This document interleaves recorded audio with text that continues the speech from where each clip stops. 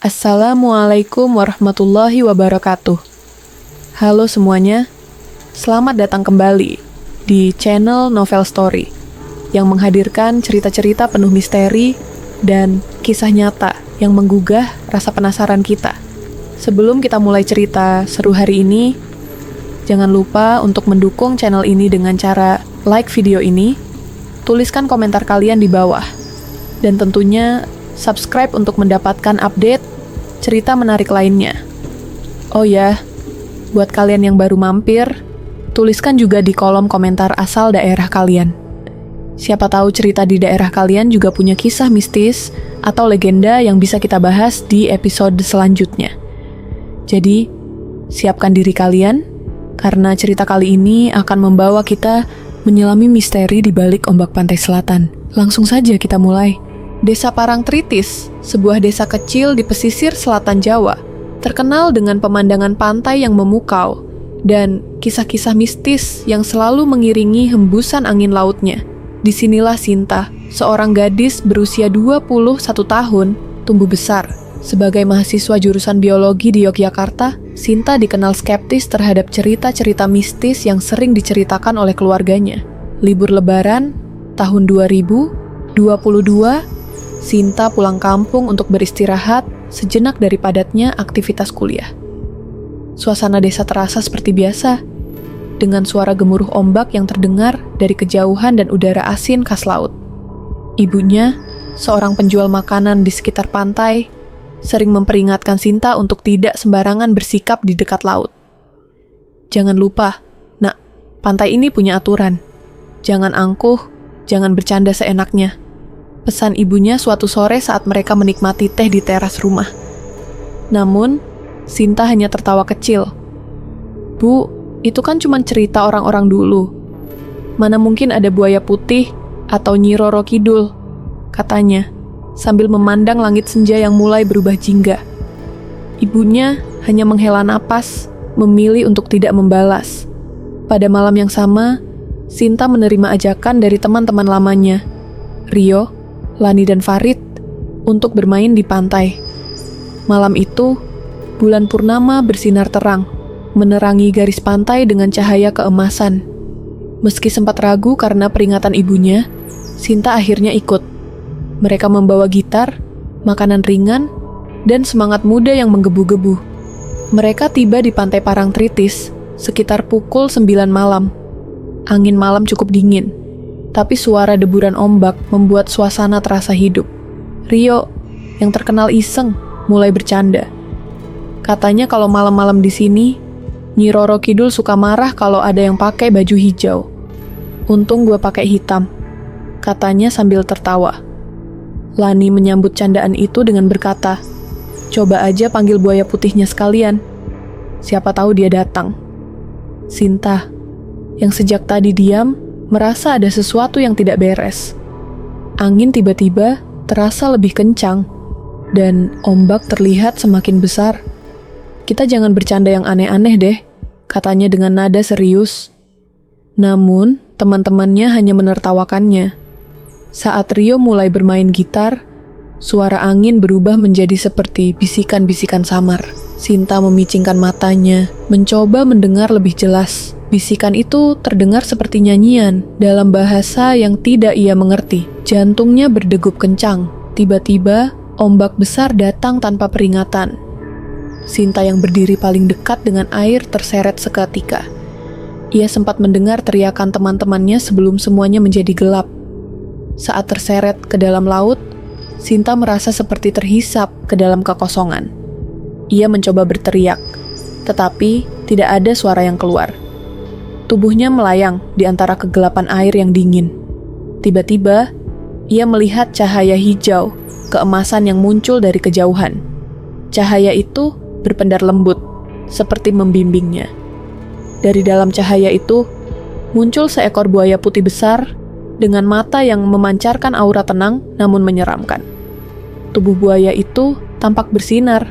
Sisik-sisiknya memantulkan cahaya hijau dari air di sekitarnya. Buaya putih itu tidak menyerang. Sebaliknya, ia berenang perlahan mendekati Sinta. Dalam kondisi panik, Sinta merasa seolah-olah buaya itu berbicara padanya melalui pikirannya. "Jangan takut, kau akan selamat jika kau menghormati tempat ini." Seolah digiring, Sinta dibawa oleh buaya putih itu ke sebuah tempat yang terasa seperti dunia lain. Air di sekitar mereka tiba-tiba menjadi jernih, memancarkan kilauan biru dan hijau. Di kejauhan, Sinta melihat sebuah istana megah berdiri kokoh di dasar laut. Istana itu bercahaya keemasan, dengan pilar-pilar yang dihiasi ukiran berbentuk ombak dan bunga teratai. Di singgasana, duduk seorang wanita berparas anggun dengan pakaian kebaya hijau. Rambutnya yang panjang menjuntai seperti gelombang laut, dan kulitnya bercahaya seperti mutiara. Matanya menatap Sinta dengan tajam, seolah menembus jiwa. "Siapa kau, dan mengapa kau datang ke sini tanpa izin?" Suara wanita itu terdengar lembut, namun penuh wibawa. Matanya memancarkan keagungan, mencerminkan aura mistis yang mengintimidasi. Sinta merasa tubuhnya gemetar hebat, seperti terhimpit oleh berat kehadiran wanita itu. Nafasnya tercekat, dan ia tak mampu mengucapkan sepatah kata pun. Tatapan wanita tersebut menusuk tajam, seolah mampu membaca seluruh rahasia yang disimpan dalam hati Sinta, membuatnya merasa kecil dan tidak berdaya. Setelah beberapa saat hening, wanita itu berkata, "Pergilah, tapi ingatlah untuk tidak lagi menyepelekan laut dan penghuninya. Jika kau melanggar, kau tidak akan seberuntung ini lagi." Dengan sekali kibasan tangannya yang anggun, Sinta merasakan pusaran kuat menarik tubuhnya kembali ke arus laut. Sensasi itu tidak seperti hanyut biasa, seolah-olah air laut menggendongnya dengan lembut namun pasti, membawa Sinta naik menuju permukaan. Cahaya hijau, keemasan yang tadi melingkupinya perlahan memudar, digantikan oleh kegelapan air malam yang berkilau oleh sinar bulan dari kejauhan. Selama beberapa detik, Sinta merasa seperti melayang tanpa bobot, hingga akhirnya ombak besar menggulung tubuhnya ke arah tepi pantai dengan kekuatan yang tak wajar. Pagi harinya, Sinta ditemukan terdampar di tepi pantai oleh seorang nelayan bernama Pak Mardi. Tubuhnya basah kuyup, tapi tidak ada luka sedikit pun. Ketika dibawa ke rumah, keluarganya yang panik segera memeluknya.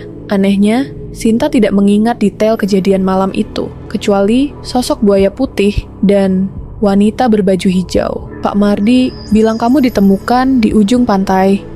Padahal ombaknya semalam besar sekali. Kamu nggak apa-apa, nak?" tanya ibunya sambil menangis. Sinta hanya mengangguk, meski pikirannya dipenuhi pertanyaan. Di tangannya, Sinta menemukan sehelai kain hijau yang basah. Kain itu memiliki sulaman motif ombak yang rumit. Ia tidak tahu dari mana kain itu berasal, tapi entah kenapa, ia merasa kain itu adalah tanda dari sosok wanita yang ia temui. Sejak kejadian itu, Sinta mulai berubah. Ia menjadi lebih pendiam dan sering termenung. Ia juga mulai mengalami mimpi-mimpi aneh, di mana ia selalu berada di tepi pantai yang sama, dengan sosok buaya putih yang memandangnya dari kejauhan. Selain itu, ia merasa bisa merasakan energi yang berbeda saat berada di dekat laut. Pada suatu hari, ia kembali ke pantai untuk mencari jawaban. Ia duduk sendirian di atas batu karang, memandang ombak yang bergulung-gulung. Saat itulah, dari kejauhan, ia melihat buaya putih itu muncul kembali. Kali ini, buaya itu membawa sesuatu di mulutnya, sehelai kain hijau yang serupa dengan yang ia temukan sebelumnya. Sinta merasa kain itu adalah simbol pesan dari sosok yang ia temui di dunia lain. Saat ia menyentuh kain itu, ia mendengar suara wanita itu lagi, "Ingatlah pesan ini, harmoni harus dijaga, atau kau akan menghadapi murka laut." Sinta akhirnya menyadari bahwa laut bukan hanya sekadar tempat wisata, tetapi juga rumah bagi kekuatan besar yang harus dihormati. Ia mulai aktif menjaga tradisi adat di desanya, termasuk membantu ritual-ritual penghormatan kepada laut.